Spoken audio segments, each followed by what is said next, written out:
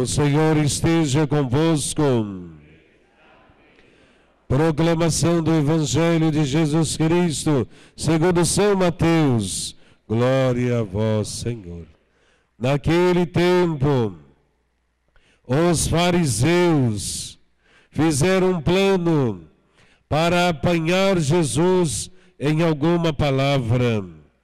Então mandaram os seus discípulos, junto com alguns do partido de Herodes, para dizerem a Jesus: Mestre, sabemos que és verdadeiro e que de fato ensinas o caminho de Deus.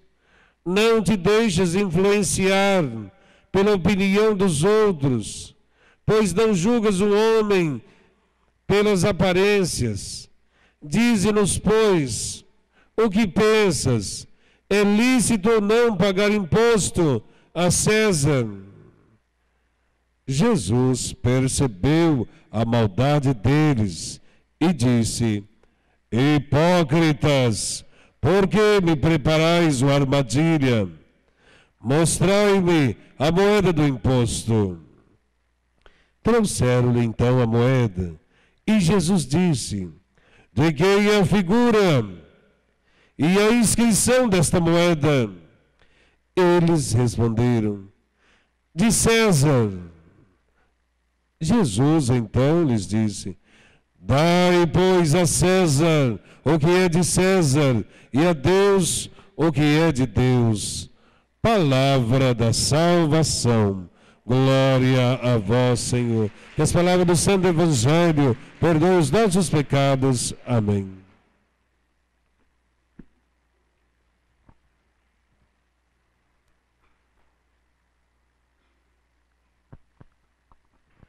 Hoje é o Dia Mundial das Missões. Todos nós, pela própria força do batismo, somos missionários, ou pelo menos deveríamos ser. A nossa primeira missão na vida é dar testemunho da fé. Será que nós estamos dando testemunho da nossa fé em Jesus Cristo? A nossa vida é o exemplo para os outros. Nós precisamos ser missionários, alguém que dá testemunho do Evangelho e do seguimento de Cristo. Obviamente não estamos sozinhos. Deus, por sua graça, por seu amor, sua misericórdia, nos ajuda a sermos fiéis. Precisamos ser fiéis a Deus, porque Deus é fiel a nós. E é isso que nos ensina o Evangelho. Aliás, a liturgia de hoje nos ensina isso. Deus não se esquece de nós. Deus caminha conosco. Deus deseja ver a nós todos livres e vivendo como filhos. A primeira leitura proclamada para nós é do livro do profeta Isaías e relata um acontecimento importantíssimo na história do povo de Deus. O povo de Israel era escravo na Babilônia. Passaram-se 50 anos e depois de 50 anos, o povo mantido na esperança pelo profeta, eis que Deus faz surgir um novo rei. É o Ciro, rei da Pérsia. E ele começa a dominar os países e chega até a Babilônia, liberta todo o povo. E o Ciro, rei da Pérsia, diz ao povo: voltem para suas casas, reconstruam sua vida, voltem para Jerusalém. O povo viu neste fato a intervenção de Deus, Deus agindo. De fato, podemos interpretar a si mesmo. Deus sempre vem nos libertar de alguma coisa, de algum vício, de algum erro moral. Deus sempre vem porque quer nos ver livres e quer que a gente viva como filhos. Passado muito tempo, Deus enviou o seu Filho, também para nos libertar. E ele veio a este mundo. É Jesus de Nazaré. E Deus, que ama seu povo, envia o Filho, e o Filho anda pelo meio do povo, caminha com o povo e sabe das dificuldades do povo. Se na primeira leitura vemos um povo, a Babilônia, oprimindo o povo de Israel, no Evangelho vemos agora algo semelhante. São um povo romano, os romanos oprimindo a terra de Jesus. Se na primeira leitura foi Ciro, o rei, que foi escolhido por Deus para libertar o povo, agora no Evangelho vemos que é o próprio Filho de Deus que quer libertar o povo do jugo dos romanos. E Jesus está no meio do povo. E um grupo religioso chamado fariseu está determinado a pegar Jesus pela palavra, a fazer uma armadilha. E eles enviam seus discípulos até Jesus para pegá-lo pela palavra. E esses discípulos dos fariseus chegam até Jesus elogiando. Se apresentam a Jesus fazendo grandes elogios. E eles dizem a Jesus: Jesus, sabemos que és um homem verdadeiro. Sabemos que você ensina os caminhos que levam até Deus. Sabemos que você não se deixa influenciar por ninguém e que você não faz distinção das pessoas. Veja que os discípulos dos fariseus, fazer aqui um parênteses, fariseus era um grupo religioso, que o próprio nome fariseu significa separado. Fariseu era alguém que não gostava de estar no meio do povo. O fariseu era orgulhoso, soberbo, achava que só eles seriam salvos e que o povo pobre teria dificuldade de se salvar. Eles estão contra Jesus e por isso chegam e fazem elogios a Jesus primeiro. A gente tem que aprender uma coisa: cuidado com os elogios na vida. Quando alguém começa a fazer muito elogio, ou é para pedir dinheiro emprestado, ou é alguma coisa que quer de você. Cuidado com os elogios. Cuidado.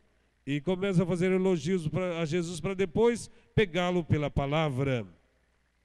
E fazem uma pergunta a Jesus. E diz: Jesus, é lícito ou não pagar imposto ao imperador César? Era uma armadilha. Se Jesus dissesse: deve sim pagar imposto, o povo que estava saturado de tanta exploração do poder romano ficaria contra Jesus. Se Jesus dissesse: não se deve pagar, então Jesus poderia ser preso, porque está contra o imperador, contra o rei Herodes. Seria considerado um subversivo, alguém que não está atendendo às normas imperialistas. E Jesus está numa encruzilhada nesta pergunta: se correr o bicho pega, se ficar o bicho come. É assim. O que Jesus poderia responder diante desta armadilha, esta pergunta? Jesus é inteligentíssimo. Jesus olha para eles e diz: vocês têm alguma moeda do imposto? E alguém tirou do bolso. Um judeu, um fariseu, estava carregando uma moeda do imposto. Significa que eles mesmos já estavam comprometidos, não com o povo, mas com a dominação romana. Não estava do lado dos pobres, dos oprimidos, mas eles já estavam do lado dos opressores, porque carregavam em seus bolsos uma moeda do imposto. E Jesus, tomando a moeda, olhou e disse: de quem é a imagem que está nessa moeda? E eles responderam: de César. De fato, havia a imagem de César. Muito mais do que isso, estava uma inscrição: Divus César, que significa Divino César. César é Deus. Jesus, então, mostrando essa imagem, perguntando de quem é essa imagem, eles respondem: é de César. Para o povo judeu, eles não poderiam carregar imagens de ninguém. Estão carregando moedas com imagens e com inscrições dizendo que César é Deus. E Jesus vai dar a sentença: dai a César o que é de César, e dai a Deus o que é de Deus. Quando Deus fez o mundo, criou o homem e a mulher, Deus viu que era muito bom. E Deus falou que nós fomos feitos à sua imagem e semelhança. Eu fui criado à imagem e semelhança de Deus. Você também foi criado à imagem e semelhança de Deus. Todos nós carregamos na própria vida a marca de Deus. Somos feitos à sua imagem e semelhança. E quando Jesus diz a sentença: dai a César o que é de César, a imagem está ali. Então devolva a moeda para César e devolva o povo para Deus, porque a imagem de Deus está no povo. O povo deve ser livre. Nós carregamos a imagem de Deus e pertencemos a Deus. Você pertence a Deus. Todos nós. E se pertencemos a Deus, não podemos ser subjugados, nem oprimidos por ninguém. Ninguém pode querer ser dono do outro. Ninguém pode dominar. Porque eu sou feito à imagem e semelhança de Deus. E você também. Foi isso que Jesus quis dizer. Dá a César e dá ao povo, a quem o povo pertence. O povo pertence a Deus e deve permanecer livre. Deveríamos nos perguntar: nós somos livres? Ou a gente está sob a custódia de alguém? Jesus é nosso Senhor, ou nosso Senhor é outras coisas? Quem é o Senhor da nossa vida? Se Jesus Cristo é o nosso Senhor, então somos livres. Se Jesus não é nosso Senhor, continuamos escravos. Escravos de vícios, escravos de posições sociais, escravos de artimanhas, escravos de consumismo, escravos de tantas coisas. Deus quer nos libertar e Deus não nos abandona. É isso que diz a segunda leitura da carta de São Paulo aos Tessalonicenses. Paulo passou por uma comunidade, ficou um mês, viajou para outra. Depois de algum tempo, Timóteo passou na comunidade que ele fundou e foi ao encontro de Paulo e disse: Paulo, a comunidade por onde você passou está crescendo cada vez mais. Eles estão cheios de fé. E esta fé se traduz, Paulo, em uma ação, em caridade para os outros. Eles mantêm a esperança em Jesus. E Paulo agradece e louva esta comunidade, porque não foi só Paulo, foi a ação de Deus na história que vai fazendo a gente viver a fé, a esperança e a caridade. Só para encerrar, conta uma história de que um homem estava pescando e apareceu para ele um anjo. E o anjo falou para o pescador assustado: você tem direito a 5 pedidos. O que você deseja será realizado. E o pescador pensou: eu quero ser um rei. E ele se transformou num rei. Segundo pedido: um rei precisa de um castelo, quero um castelo. E deu um castelo para ele. Terceiro pedido: bom, já sou o rei, tenho um castelo, Eu quero muitas riquezas. E ele ganhou muitas riquezas. Terceiro pedido. Quarto pedido, o que queres? Já sou rei, tenho um castelo, tenho dinheiro, preciso de muitos servos para me servirem. E o quarto pedido foi realizado. Quinto pedido, o que você deseja? Bom, já sou rei, tenho um castelo, tenho súdito, tenho riqueza. Eu quero ser Deus. E o anjo falou: você perdeu tudo, porque quem deseja ser Deus perde tudo. Moral da história para cada um de nós: o desejo de querer muitas coisas também pode nos trazer o desejo de desprezar a Deus.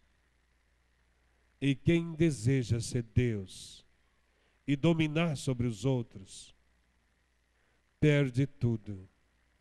Nós somos irmãos e devemos nos tratar como irmãos, não como superiores uns aos outros. Jesus veio nos libertar de todo o mal que existe nesse mundo, principalmente do egoísmo, individualismo e desejo de subjugar os outros. Nós somos irmãos, filhos de Deus.